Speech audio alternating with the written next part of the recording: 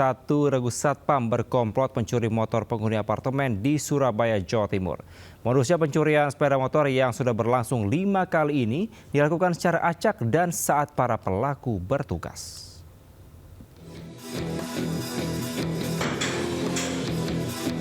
Satu persatu pelaku terkait kasus pencurian sepeda motor di apartemen Gunawangsa Mer, Kecamatan Rungkut, Surabaya ini akhirnya dibongkar dan diringkus polisi. 3 dari 7 orang komplotan pencuri sepeda motor ini merupakan satu regu satpam apartemen Gunawangsa Mer yang merupakan orang dalam sekaligus otak dari sejumlah kasus pencurian sepeda motor milik penghuni apartemen. Sedangkan 4 pelaku lainnya merupakan penadah motor curian. Modusnya pencurian sepeda motor yang sudah berlangsung 5 kali ini dilakukan secara acak dan saat para pelaku bertugas. Sebelum kejadian saya koordinasi untuk area motor dipastikan, motor ojol itu dipastikan kosong, tidak ada yang lihat. Curarno yang dilakukan oleh security sebuah apartemen dan berkelompok yang dipimpin oleh seorang dangu. Polisi telah menyita 2 unit sepeda motor hasil curian. Kini polisi masih memburu seorang satpam yang berkomplot dengan para pelaku. Dari Surabaya, Jawa Timur, Yuda Prawira melaporkan. Sementara seorang satpam perumahan di Makassar, Sulawesi Selatan diringkus polisi setelah membobol rumah warga. Pelaku mencuri perhiasan emas dan uang di dalam celengan yang diperkirakan berjumlah jutaan rupiah.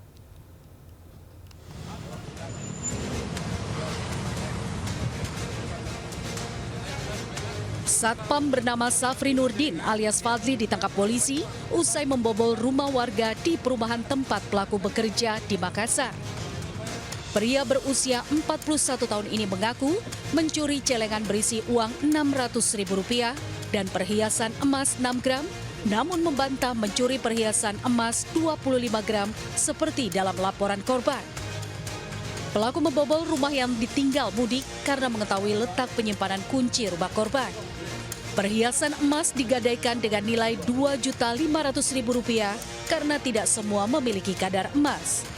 Seluruh uang celengan dan hasil gadai emas telah habis digunakan pelaku untuk judi online dan sabung ayam. Setelah diselidiki ternyata pelaku adalah pihak security di perumahan tersebut yang berhasil membobol. Untuk barang bukti yang diamankan ada sejumlah emas dan kartu gadai. Atas perbuatannya pelaku dijerat dengan pasal pencurian dengan ancaman hukuman di atas 5 tahun penjara. Dari Makassar, Sulawesi Selatan, Muhammad Nurbone, iNews melaporkan. Pemirsa, 32 adegan diperagakan dalam rekonstruksi penembakan Linmas atau Hansip di Cakung, Jakarta Timur pada November lalu. Rekonstruksi dilakukan oleh tersangka dan saksi kunci.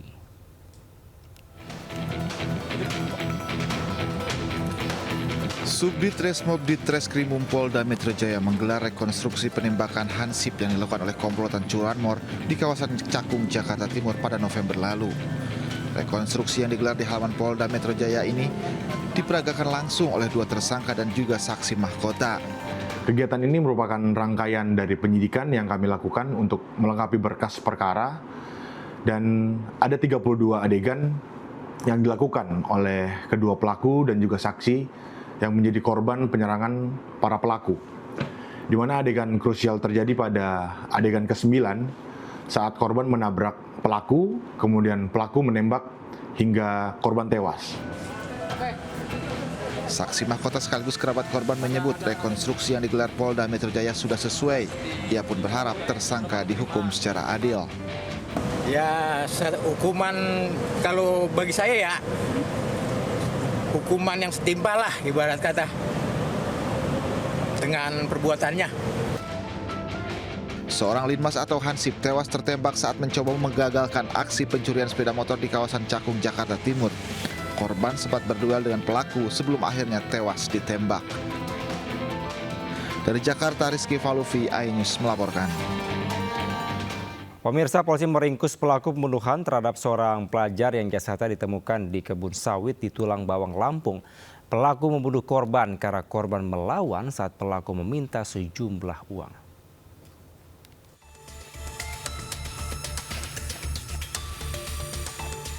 Tim khusus anti bandit TKP 308 Satreskrim Polres Tulang Bawang meringkus pelaku pembunuhan terhadap pelajar yang jasadnya ditemukan tertutup pelepah daun kelapa sawit di Kabupaten Tulang Bawang, Lampung. Pelaku bernama Said, 26 tahun, ditangkap di kawasan Pematang Panggang, Kabupaten Oki, Sumatera Selatan. Pelaku membunuh korban dengan senjata tajam lantaran korban melawan saat pelaku meminta sejumlah uang ketika korban melintas di area perkebunan sawit. Sempat terjadi saling pukul antara pelaku dengan korban hingga pelaku menusuk korban. Untuk pelaku inisial S, untuk motif sendiri dari keterangan awal terduga pelaku ini meminta uang pada korban, namun korban ini melakukan perlawanan sehingga terjadi adu pukul yang kemudian pelaku ini kemudian mengeluarkan senjata tajam.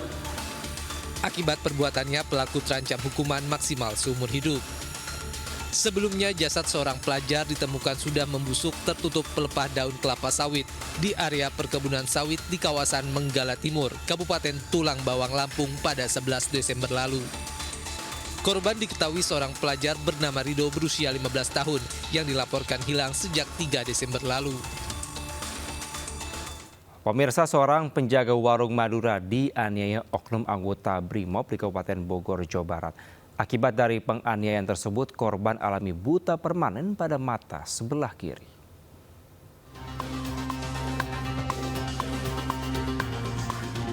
Seorang penjaga warung Madura di Kabupaten Bogor, Jawa Barat alami kebutaan permanen pada mata kiri setelah diduga dianiaya oknum anggota BRIMOB. Peristiwa tersebut terjadi di Kecamatan Gunung Putri, Kabupaten Bogor pada 19 Juli 2025 lalu. Kejadian bermula saat pelaku datang ke warung yang dijaga korban untuk membeli rokok dan berniat melakukan pembayaran secara non-tunai. Namun transaksi tidak dapat diproses karena sistem pembayaran dalam kondisi offline. Pelaku yang sempat pergi kemudian datang kembali bersama seorang temannya dan langsung menganiaya korban. Pada saat akan melakukan pembayaran, pelaku itu ingin melakukan secara online. Ternyata setelah dicoba tidak bisa atau offline, sehingga kemudian korban ini melayani pembeli yang lainnya, dan hal itulah yang membuat pelaku merasa tersinggung dan terjadi cekcok yang kemudian dilakukan penganiayaan terhadap korban. Ya, jadi berdasarkan keterangan saksi-saksi bahwa pelaku dalam keadaan di bawah pengaruh minuman keras atau beralkohol. Ya, setelahnya ditelusuri ada mungkin ya ada orang yang ngasih tahu kalau yang itu emang anggota. Akhirnya ditelusuri ternyata anggota. Sementara itu, kuasa hukum korban menyayangkan lambannya penanganan perkara mengingat kasus ini telah berjalan hampir 6 bulan namun belum ada penetapan tersangka. Menurutnya, seluruh alat bukti telah lengkap mulai dari visum, keterangan saksi hingga hasil pemeriksaan medis. Mau memasuki 6 bulan ya dari tanggal 19 ini kejadian. Per hari ini kami masih belum melihat terkait dengan status tersangka terhadap terdakwa ini sampai hari ini masih belum ada. Padahal kami menilai sesuai dengan hukum acara pidana 1984 terkait dengan bukti yang terkait dengan status tersangka ini kan harusnya dengan dua alat bukti yang cukup itu sudah bisa dikenakan tersangka terhadap terdakwa. Polisi menyatakan telah memeriksa sejumlah saksi, mengantongi hasil visum, dan akan meminta keterangan ahli medis untuk memastikan tingkat luka yang dialami korban. Dari Kabupaten Bogor, Jawa Barat, Cahyat Supriyatna, iNews melaporkan. Diduga akibat hubungan pendek arus listrik, kebakaran menghanguskan 14 rumah di Kapuk Muara, Jakarta Utara.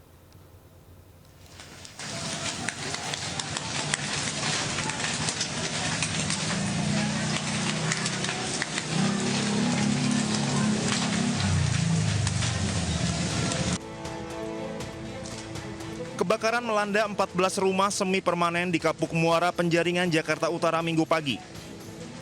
Diduga kebakaran dipicu hubungan pendek arus listrik dari salah satu rumah kemudian merambat ke sejumlah rumah lainnya.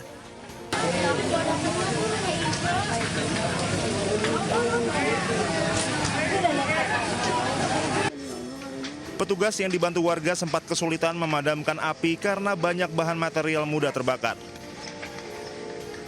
Kobaran api baru dapat dipadamkan 2 jam kemudian setelah 9 mobil damkar dan 45 petugas dikerahkan ke lokasi.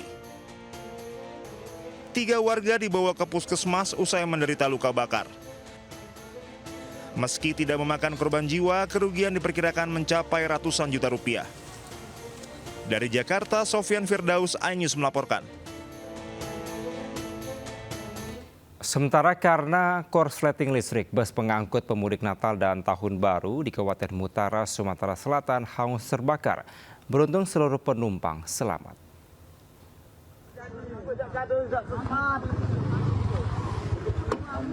Satu unit bus akap Medan Jaya terbakar dan diduga alami korsleting listrik di Kabupaten Muratara, Sumatera Selatan. Damkar atau Pemkap. Api melalap bus dari Jakarta dengan tujuan Kota Medan, Sumatera Utara. 44 orang penumpang berhasil keluar dan selamat.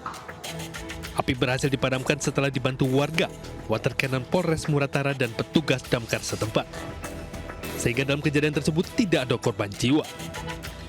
Diperkirakan atau diduga bahwa kendaraan tersebut akibat korsleting kelistrikan kendaraan tersebut. Selanjutnya penumpang bus dipindah alihkan ke bus lainnya untuk menuju ke Medan. Dari Muratara, Sumatera Selatan, Sudirman, iNews melaporkan. Kecelakaan beruntun melibatkan 6 kendaraan terjadi di jalur Pantura, tepatnya di sebelah timur traffic light Blandong Komal, Kabupaten Pemalang pada Minggu siang. Tak ada korban jiwa dalam kejadian ini, 3 orang luka-luka dan sempat terjadi kemacetan panjang.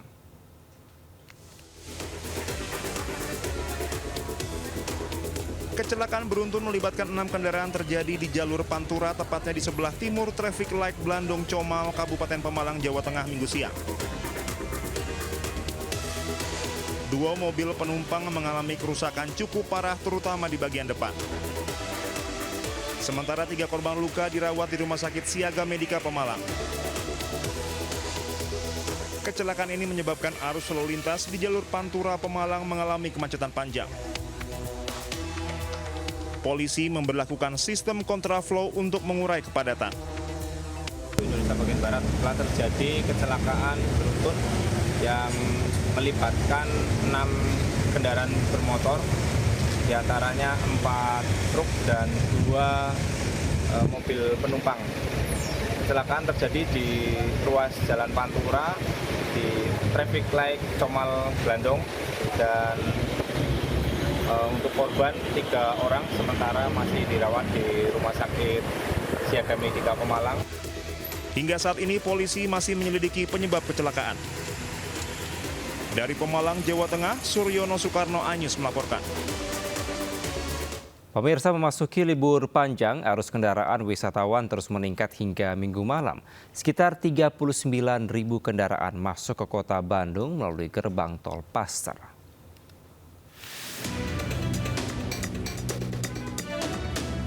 Memasuki masa libur panjang jelang Natal, arus kendaraan wisatawan menuju kota Bandung, Jawa Barat terus mengalami peningkatan. Berdasar data Jasa Marga, tercatat setidaknya 39.000 kendaraan masuk ke kota Bandung melalui gerbang tol Paster. Kepadatan kendaraan mulai terlihat di pintu keluar tol dan mengular hingga beberapa kilometer. Kondisi serupa juga terjadi selepas gerbang tol dan menyebabkan penumpukan kendaraan yang cukup padat di jalur arteri menuju kota Bandung. Mayoritas kendaraan diketahui ke kawasan objek wisata di Bandung. Dan untuk mengantisipasi lonjakan arus lalu lintas, pihak Jasa Marga membuka seluruh gerbang tol agar kepadatan terurai. Dari Bandung, Jawa Barat, Ervan David, iNews melaporkan. Sementara menjelang libur Natal dan Tahun Baru, Bandara Internasional Soekarno-Hatta, Tangerang, Banten masih dipadati ribuan penumpang hingga Minggu siang. Antrean di konter check-in masih cukup ramai penumpang. Data dari pengelola Bandara Soekarno-Hatta mencatat peningkatan jumlah penumpang sudah terjadi sejak Jumat lalu. Pada hari Minggu ada 166.000 penumpang, baik yang datang dan juga pergi melalui Bandara Soekarno-Hatta atau naik 20% jika dibandingkan dengan hari sebelumnya.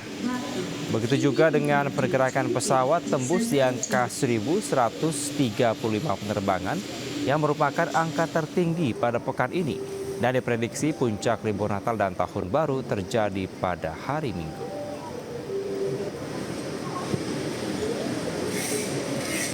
Pemirsa, sejumlah alat berat dikerahkan untuk membersihkan lumpur pasca banjir bandang di kolam pemandian air panas Guci, Tegal, Jawa Tengah. Selain lumpur, material batu dan pasir menutup 4 kolam di tempat wisata ini.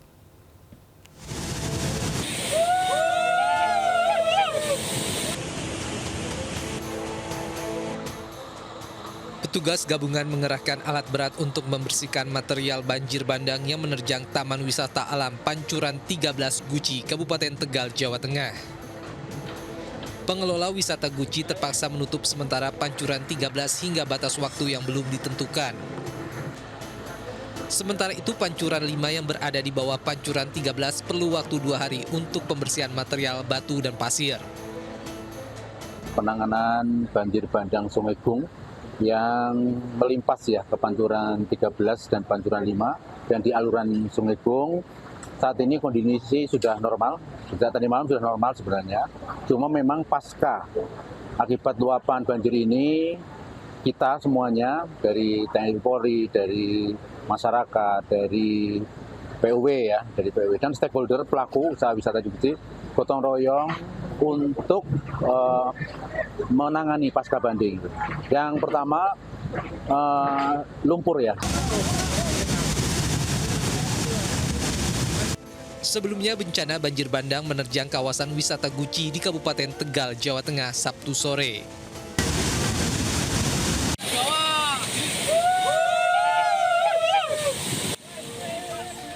Kawasan yang biasanya riuh oleh wisatawan berubah menjadi mencekam akibat derasnya arus banjir bandang.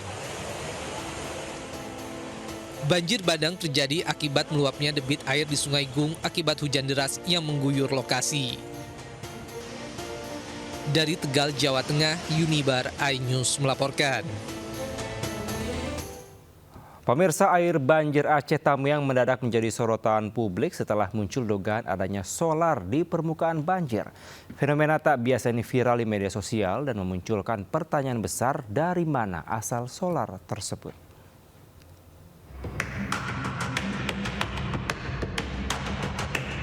Di tengah kepungan banjir yang merendam wilayah Aceh Tamiang, sebuah fenomena tiba-tiba viral dan mencuri perhatian.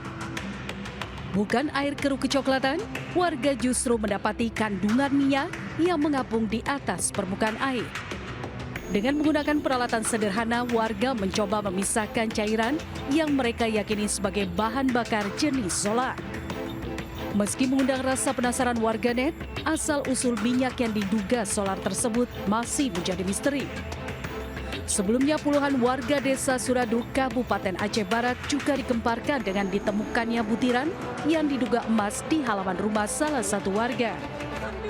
Fenomena ini memicu warga lainnya datang ke lokasi untuk berburu emas dengan mendulang pasir dan air secara manual. Salah satu warga bahkan menunjukkan butiran kecil berwarna kuning berkilau dari telapak tangan yang diyakini sebagai butiran emas. Tim Liputan iNews melaporkan.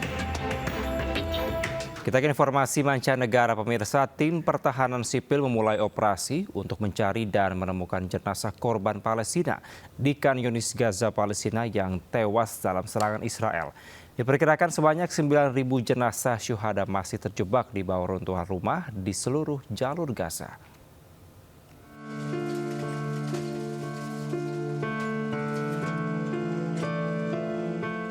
Tim pertahanan sipil memulai operasi untuk mencari dan menemukan jenazah korban Palestina di Khan Yunis, Gaza yang tewas dalam serangan udara Israel selama konflik baru-baru ini di wilayah tersebut. Nampak sebuah ekskavator sedang membersihkan puing-puing dari sebuah rumah. Personel pertahanan sipil dan warga setempat pun bekerja sama untuk menggali dan membersihkan puing-puing secara manual. Tim pertahanan sipil menghadapi sejumlah tantangan dalam operasi evakuasi jenazah korban, seperti kurangnya peralatan berat yakni ekskavator. Mereka bekerja dengan hanya satu ekskavator yang tersedia untuk seluruh operasi.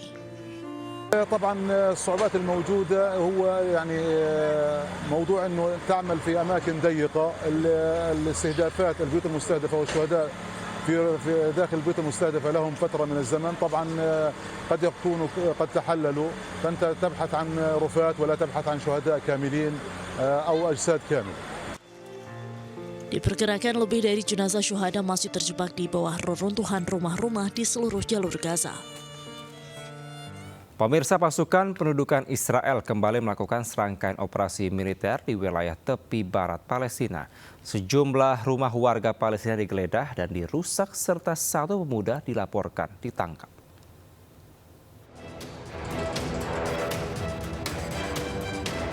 Pasukan pendudukan Israel kembali menggelar operasi militer di sejumlah wilayah tepi barat Palestina. Hal ini pun memicu ketegangan dan meninggalkan kerusakan di permukiman warga Palestina.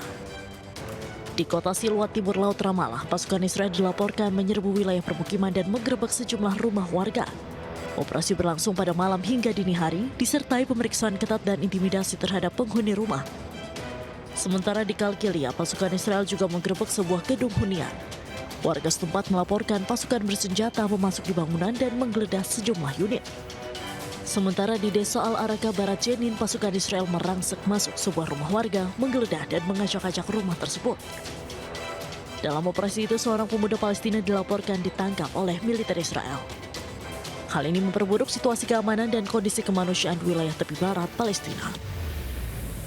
Kita ke informasi olahraga, pemirsa. Sepak bola tidak hanya menjadi ajang kompetisi, namun juga wadah solidaritas kemanusiaan.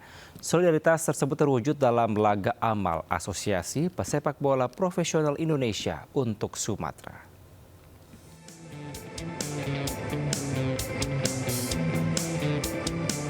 Laga amal di Stadion Madia Jakarta digagas Asosiasi Pesepak Bola Profesional Indonesia atau APPI, melibatkan para pemain aktif, legenda sepak bola nasional serta sejumlah tokoh publik. Tujuannya menggalang dana untuk membantu korban banjir di sejumlah wilayah di Sumatera.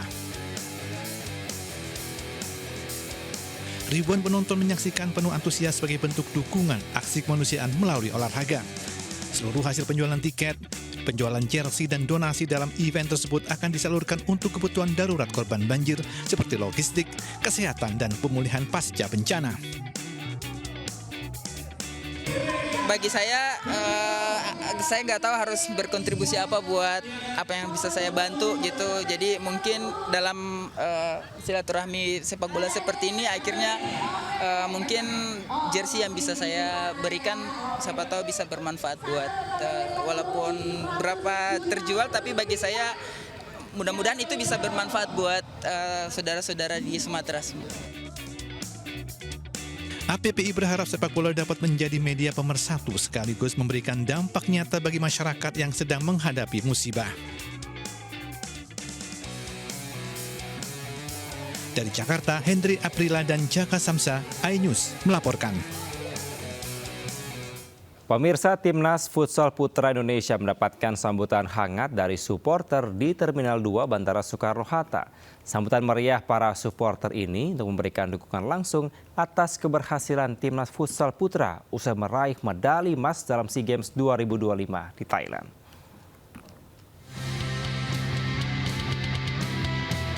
Tim Nasional Futsal Putra Indonesia mendapat sambutan luar biasa setibanya di tanah air setelah sukses mengukir sejarah di SEA Games 2025. Puluhan supporter membawa atribut lengkap serta menyanyikan yel-yel dan lagu nasional Tanah Airku. Para pemain Timnas Futsal Indonesia pun bahagia mendapat sambutan itu sehingga para pemain pun langsung bersalaman dan menyanyikan yel-yel bersama supporter. Sambutan itu diterima setelah skuad Garuda julukan dari Timnas Futsal Indonesia meraih medali emas di SEA Games 2025. Saya mengucapkan terima kasih untuk sambutannya dan alhamdulillah tim futsal bisa mendapatkan medali emas untuk pertama kalinya. Ini sejarah untuk kita. Ini semua tidak lepas dari doa dan dukungan dari masyarakat Indonesia. Skuad besutan Hector Soto ini meraih medali emas SEA Games 2025 usai menaklukkan tuan rumah Thailand dengan skor telak 6-1 pada laga penentuan cabang olahraga futsal putra yang digelar di Nonthaburi Stadium kota Nonthaburi, Thailand. Dari Tangerang, Banten, Ismalia, Jaka Samsa, iNews melaporkan. Sementara kontingen Indonesia mengukir sejarah di SEA Games 2025 Thailand. Membawa pulang 91 keping emas, Indonesia untuk kali pertama menjadi runner-up di luar kandang sejak SEA Games 1995 Chiang Mai.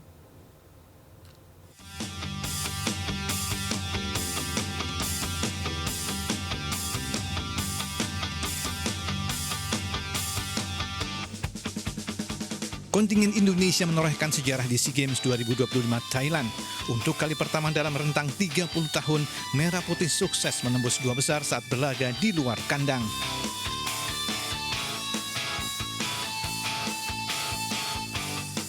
Di SEA Games edisi ke-33 Indonesia finish di peringkat 2 di bawah tuan rumah Thailand.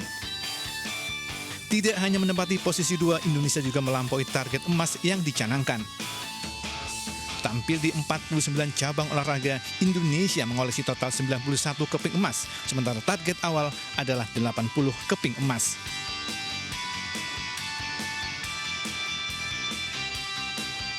Kali terakhir Indonesia berada di peringkat 2 adalah SEA Games 1995 Chiang Mai, Thailand. Saat itu Indonesia mengemas 77 emas, 67 perak, dan 77 perunggu.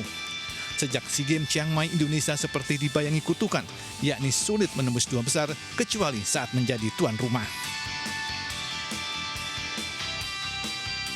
Saat menjadi tuan rumah pada edisi 1997 dan 2011, Indonesia memang menjadi juara umum. Namun saat tidak menjadi tuan rumah, prestasi terbaik Indonesia adalah peringkat 3. Dan di SEA Games 2025, Indonesia seakan mengakhiri kutukan selama 30 tahun tersebut. Sementara dengan membawa pulang 91 emas, capaian tersebut juga memungkasi kutukan selama 32 tahun. Sebab prestasi terbaik Indonesia saat tidak menjadi tuan rumah adalah 88 emas di SEA Games 1993 Singapura.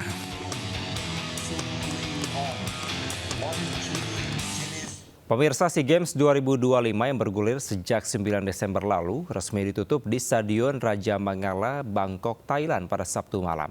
Upacara penutupan bertajuk The Sound of Whistle ini berlangsung meriah dengan berbagai pertunjukan mulai dari atraksi seni dan budaya hingga video rekap momen SEA Games 2025.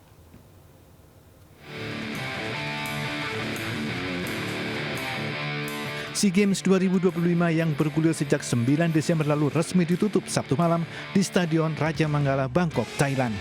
Upacara penutupan bertajuk The Sound of Whistle tersebut berlangsung meriah dengan berbagai pertunjukan mulai atraksi seni dan budaya hingga video rekap momen SEA Games 2025. SEA Games edisi ke-33 menorehkan sejarah dan kebanggaan bagi kontingen Indonesia. Berlaga di luar kandang, skuad Merah Putih berhasil kembali menembus 2 besar setelah terakhir di SEA Games 1995 Chiang Mai.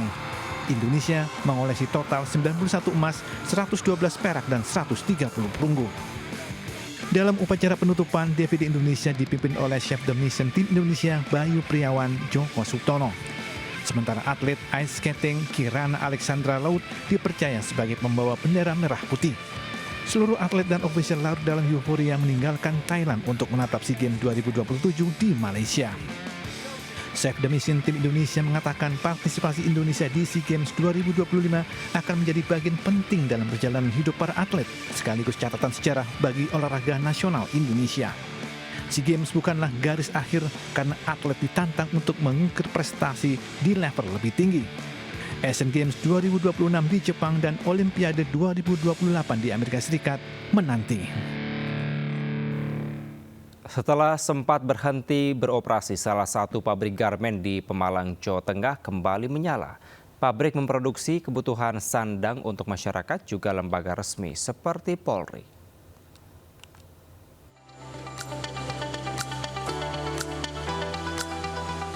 Pabrik di Jalan Lingkar Luar Pemalang, Desa Kabunan, Kecamatan Taman Pemalang, kini menghidupkan mesin produksi. Perusahaan Wong Hang bersaudara yang sempat tutup sejak 2023 kembali beroperasi. 1.500 pekerja telah terserap. PT Akarsa Garmen Indonesia memproduksi kebutuhan sandang. Perusahaan ini menjadi pemasok berbagai perlengkapan untuk Polri. Ini melalui proses R&D, makanya kami diberi kepercayaan oleh Mabes Polri. Samplingnya pun bukan 1-2 kali. Hampir 30 kali sampling kita R&D lagi, sampling lagi, dan memang udah sesuai kebutuhan Sabara dan Brimob. Peresmian beroperasi PT Akarsa Garmen Indonesia di Kabupaten Pemalang dilakukan oleh Wakapolri Komjen Pol Dedi Prasetyo. Ya, untuk membuka kembali menjahit harapan. Ya, dengan menerima yang exciting ada 220, kemudian nanti akan diterima sampai dengan 1.500 pekerja di bidang garmen untuk memenuhi kebutuhan Polri. Pabrik garmen ini bukan hanya soal industri, namun tentang harapan dan masa depan ribuan keluarga pekerja. Dari Pemalang, Jawa Tengah, Suryono Soekarno, iNews melaporkan. Pemirsa, seorang ibu dan anaknya histeris saat mobilnya diberhentikan paksa oleh komplotan debt collector di Tangerang Selatan, Banten. Bahkan komplotan penagih utang ini berdalih menjadi korban tabrak lari saat warga berusaha menolong.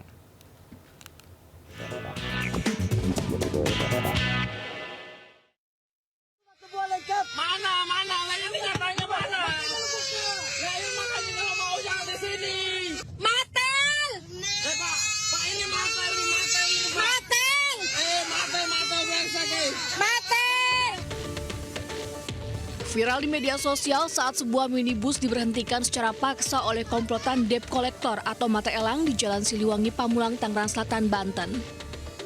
Enggak, matel. Ini matel. Rame-rame.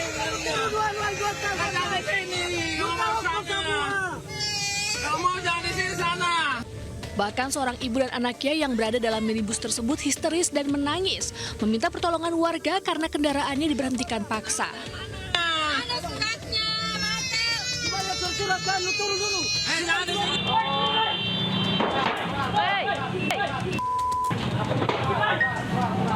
Warga pun bergegas menolong pengendara. Namun komplotan mata elang ini justru berdalih menjadi korban tabrak lari. Karena banyaknya warga, kedua pelaku langsung kabur. Mobil yang korbannya itu, yang video itu dipepet sama 3 mobil lain. Dari depan, kiri, sama belakang. Nah, kemudian dari pihak mereka itu mulai provokasi. Akibat peristiwa ini, kemacetan panjang terjadi dari arah Ciputat menuju Pamulang maupun arah sebaliknya. Warga berharap agar para pelaku dan komplotannya segera ditangkap karena sangat meresahkan. Dari Tangerang, Banten, Nunung Purnomo, iNews melaporkan. Pemirsa, peristiwa tadi sekaligus menutup Lintas iNews pagi hari ini. Saya Kevin Pakan, pamit undur diri. Terima kasih, sampai jumpa. Wassalamualaikum warahmatullahi wabarakatuh.